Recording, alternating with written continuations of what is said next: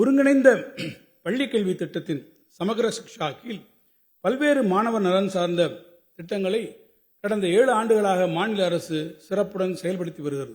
குறிப்பாக மாணவர்களின் அடிப்படை கல்வியறிவை உறுதி செய்யும் எண்ணும் எழுத்தும் திட்டம், மாற்றுத்திறனாளி குழந்தைகளுக்கான சிறப்பு கல்வி, தொலைதூர குடியிருப்புகளிலிருந்து மாணவர்கள் பள்ளிகளுக்கு வந்து சென்றிட போக்குவரத்துப்படி, ஆசிரியர்களின் ஊதியம், மாணவர்களின் எதிர்காலத்தை செதுக்கிடும் உயர்கல்வி வழிகாட்டி, மாணவர்களின் தனித்திறன்கள் மிளிர்ந்திட கலைத்திருவிழா, கல்வி சுற்றுலா, இணைய வசதி உள்ளிட்ட பள்ளிகளுக்கான கட்டமைப்பு வசதிகள் என பல்வேறு திட்டங்கள் மாணவர்களின் கல்வி நலன் சார்ந்து தமிழ்நாட்டில் நடைமுறைப்படுத்தப்பட்டு வருகின்றன.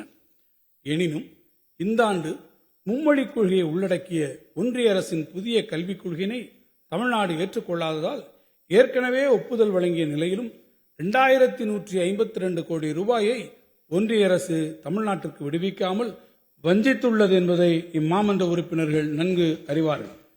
ஒன்றிய அரசு தமிழ்நாட்டுக்கு உரிய நிதியை விடுவிக்காவிட்டாலும் மாணவர் நலன் கருதி அரசு பள்ளி மாணவர்களின் கல்வி ஒரு துளியேனும் பாதிக்கப்படக்கூடாது என்பதற்காக ஆசிரியர்களின் ஊதியம் உள்ளிட்ட அத்திட்டங்களுக்குரிய நிதியை மாநில அரசே தனது சொந்த நிதி ஆதாரங்களில் இருந்து விடுவித்துள்ளது.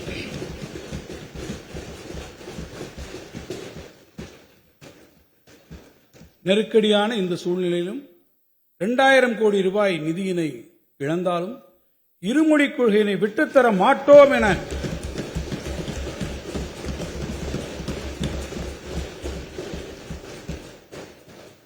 கொண்ட கொள்கையில் உறுதியாக நின்று தமிழ்நாட்டின் தன்மானம் காத்த மாண்புமிகு முதலமைச்சர் அவர்களின் பின்னால் தமிழ்நாட்டு மக்கள் அனைவரும் அணிவகுத்துள்ளனர்.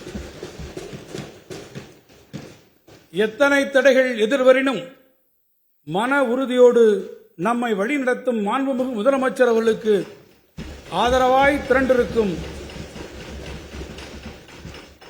தமிழ்நாட்டு மக்களுக்கு பாவேந்தர் பாரதிதாசனின் வைர வரிகளை நினைவு கூற விழைகிறேன்.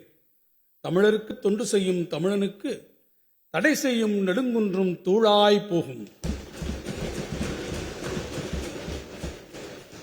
தொலைதூர மலைப்பகுதிகளில் வாழ்ந்து வரும் மக்கள் நலனை கருத்தில் கொண்டு குறிப்பாக பழங்குடியின மாணவர்களின் இடைநிற்றலை குறைக்கும் நோக்கத்தோடு மாணவர்கள் அவர்களது இருப்பிடத்திற்கு அருகிலேயே உயர்கல்வியை தொடர்ந்து பயின்றிட அரசு தொடர் முயற்சிகளை எடுத்து வருகிறது.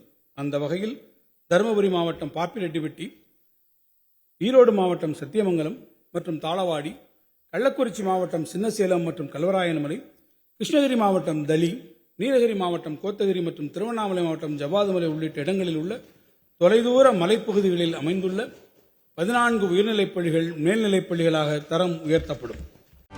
செய்திகளை உடனுக்குடனும் துல்லியமாகவும் தெரிந்து கொள்ள சப்ஸ்கிரைப் பண்ணுங்க.